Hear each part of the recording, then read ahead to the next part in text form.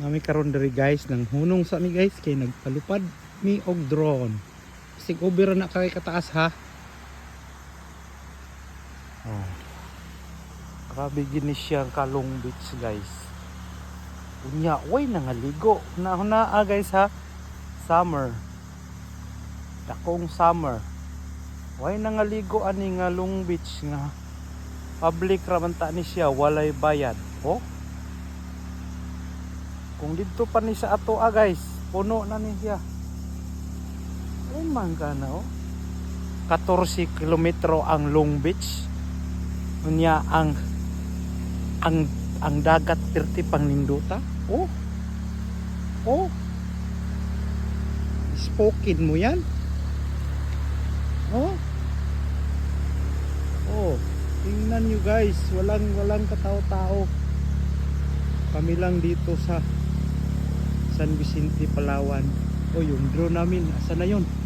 Tingnan natin, makita ba? Naara siya guys, perting gamaya na.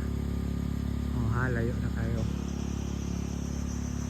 Sigmawaan na po na sa kwan. Ano siya guys, Long Beach of San Vicente, Palawan. Way katao-tao ganyan pagabot na mo na yung nangaligo. Ato adito dapit ay gatong sa mong ginaugan adito. Mga pilar pagkabok, 5 rakbok. Pero inani siya kanindot nga beach way naligo. Oh come on. Ang luyo ani guys. Na siya murag kanal magian og pambot, nya kana bakhawan man na. Bakhawan man na siya guys, nya ang panan na. Itong adtoon guys ha. Ito na ito ang akong giingon. Di alam mo guys, ipakiton ta mo diri sa siya kanindot pero wala pa jud kaayo siya ikan ng mga foreigner ba nga napana dito sa Port Barton. Oh. Ano siya guys? Mura siya suba. Oh, ito na ito pa dong.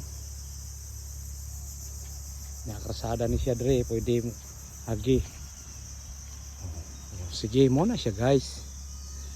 Ano siya? Kanindot dire.